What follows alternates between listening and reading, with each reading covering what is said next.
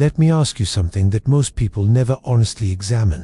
When someone hurts you, when someone you trusted, someone you gave your time and your energy and your genuine care to, treats you as though none of that mattered, what do? Most people believe, with a conviction so deep it feels like common sense, that action is always the answer. That if you explain yourself clearly enough, you will finally be understood. That if you show them how much they hurt you, they will finally grasp what they had. That if you fight back, if you make your anger visible, if you pursue some form of justice or revenge or dramatic confrontation, something will be resolved. Something will be made right. The ledger will be balanced. But what Carl Jung's work on the deepest layers of the human psyche reveals is something that runs entirely counter to this instinct. Something counterintuitive to the point of being almost unbearable in practice, but that those who have genuinely applied it know to be one of the most powerful truths available to any human being. Real power is not in the noise, it is in the silence. Not the silence of defeat, not the silence of someone who has nothing left to say, but the deliberate, conscious, strategic silence of someone who has decided with complete clarity and complete calm to stop playing a game whose rules were never designed to serve them. In this video, we are going to explore the most powerful psychological move available to you when someone has hurt you. Not revenge, not explanation, not the dramatic gesture that announces your pain to the person who caused it. Something far more unsettling, far more effective, and far more liberating than any of those things. The move is doing nothing, and by the time we are finished today, you will understand exactly why nothing is, in this context, everything. The move of non-action, winning by not reacting.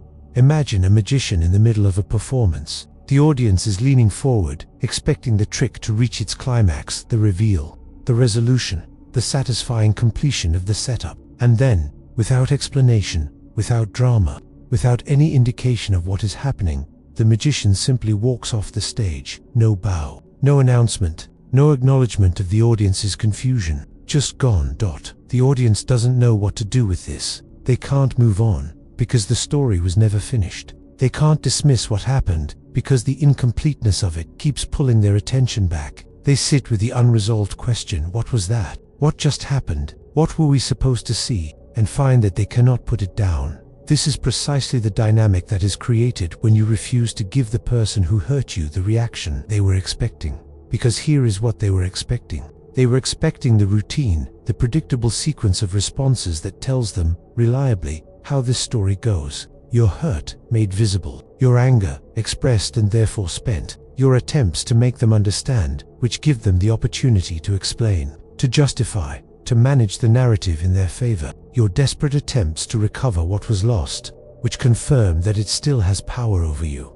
Every one of these responses, however genuine the emotion behind it, is a form of information. It tells them where you are, what you feel, what still matters to you, what they can still affect. And information, in the context of a damaged or unequal relationship, is leverage. When you refuse to provide that information, when you meet their expectation of reaction with the complete, unambiguous absence of reaction, you do something that their prepared responses simply cannot address. You take away the script. You leave them without a role to play, because the role they were prepared to play was defined entirely by your reaction to them. Defender, if you attacked. Comforter, if you expressed hurt. Reasonable adult, if you sought explanation. None of those roles are available when there is no reaction to respond to. And what fills that vacuum, what rushes into the space where your predictable response should have been, is something they cannot control and cannot redirect. Their own mind, working on itself, without the distraction of your engagement. Reacting to someone confirms, with every word and every gesture, that they still matter enough to provoke a response. Silence, genuine, uncurated, complete, communicates something entirely different. It communicates that their presence in your field of awareness has become simply insufficient to warrant the investment of your energy. That is not a message that can be argued with. It cannot be dismissed, reframed, or managed. It can only be felt in the unsettling, accumulative way of all things that are true, and that we would prefer not to be true. 2. The shadow archetype, the pull of the unknown. Carl Jung's work on the shadow archetype revealed something about the human mind that our ordinary assumptions about desire and pursuit consistently get wrong. We tend to believe that people want what is available to them, that proximity and accessibility create attraction, that the person who is present and attentive and demonstrably invested is the person who is most valued. But the psychology of the shadow tells a very different story. Jung understood that the human mind is not, at its core, a rational system that responds primarily to what is objectively available and beneficial. It is a meaning-making system that is driven, often far more powerfully than reason, by what is unresolved, incomplete, and not fully understood. We do not chase what we have. We chase what has slipped through our fingers, often without even realizing it had, until it was already gone. The relationship that ended without full resolution, the person who withdrew without explanation, the connection that left questions unanswered and a story unfinished. The human mind cannot easily leave these things alone, not because they are necessarily more valuable than what we have, but because they are incomplete, and incompleteness, in the architecture of the psyche, creates a compulsion, an involuntary, persistent pull toward resolution that can operate for months or years without losing its force. When you disappear, genuinely, quietly, without the dramatic announcement that would give the other person a clear narrative to work with, it becomes something that the human mind finds very difficult to let go of. Not an enemy to be defeated, not a grievance to be managed, but an open question, a mystery that the mind keeps returning to in the small hours, in the spaces between other things, in the moments when there is nothing else to occupy the territory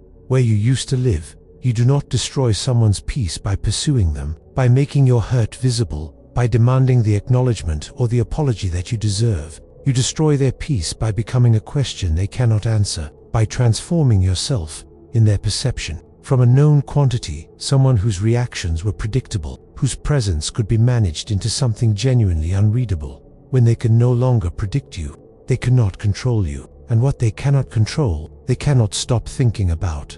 The closure that you withhold, the explanation, the final conversation, the clear ending that would allow them to file the experience away and move on becomes, in its absence, the most persistent thing you ever gave them, because the mind that has no closure to work with must generate its own, and what it generates, in the silence you have created, is far more powerful than anything you could have scripted. It generates the question, what did I lose? And once that question is genuinely alive in someone's mind, no amount of distraction or self-justification can permanently put it to rest.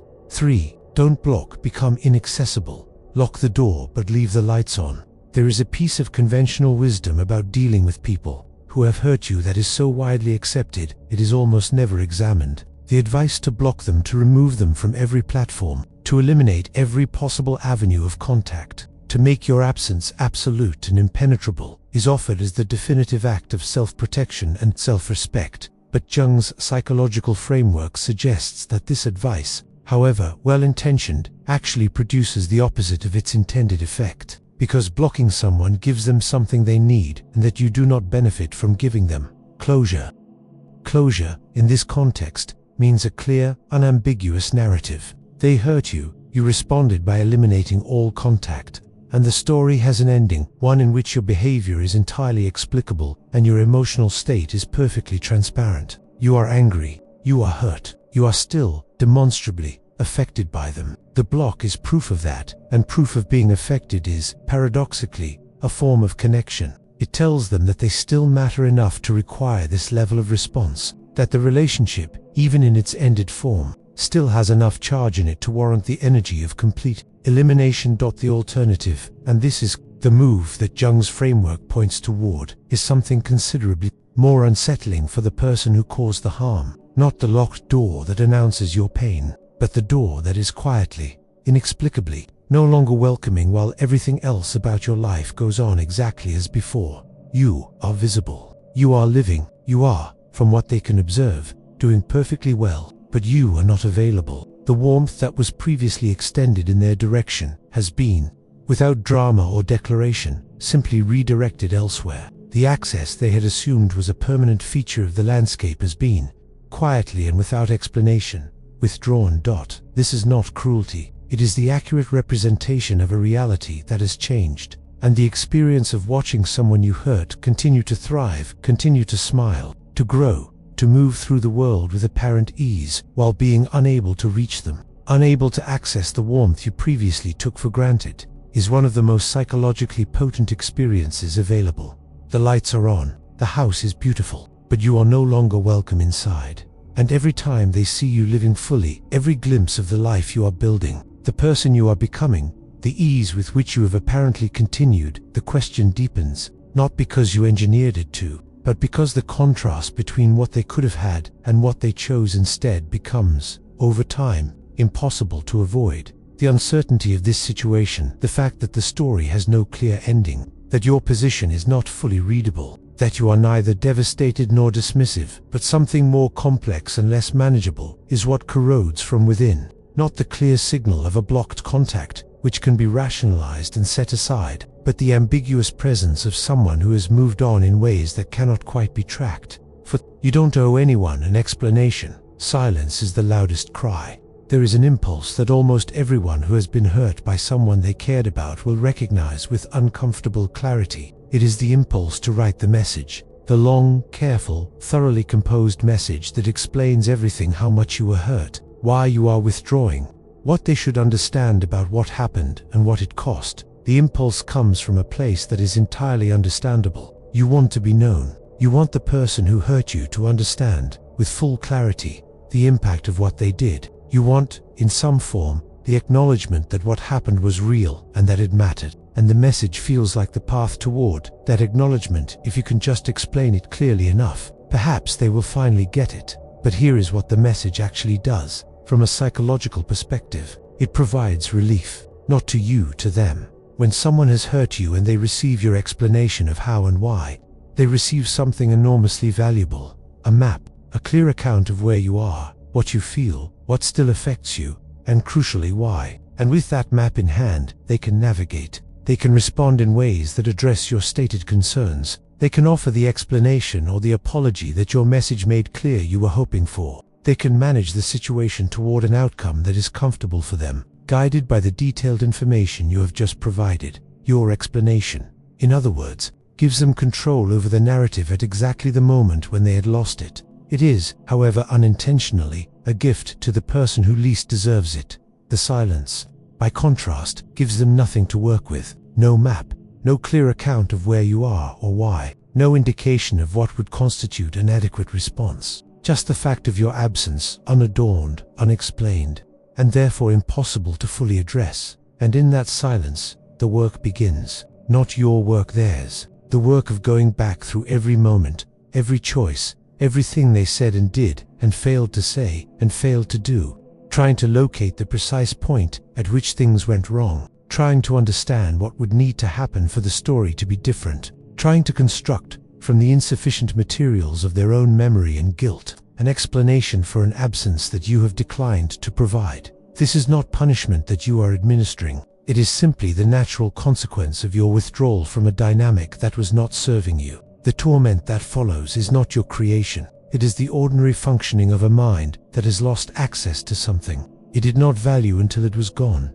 You owe no one, least of all the person who treated you as optional, the comfort of a final accounting. You do not need to justify your absence, or explain your silence, or provide the closure that would allow them to move on with a clean conscience. Let them carry the weight of their own choices. That weight is not yours to lift. 5. The silent poison of time and real freedom. Regret is not an event, it is a process. And understanding this distinction is the key to understanding why the strategy we have been exploring today is not merely effective in the short term, but becomes, over time, something considerably more profound than the immediate aftermath of your withdrawal. The person who hurt you may not experience what you might imagine. They may feel, initially, relief, the freedom from the weight of a relationship that had become complicated, the ease of no longer having to manage your presence, your expectations, your needs. They may tell themselves, and perhaps tell others, that this is fine, that they are better off,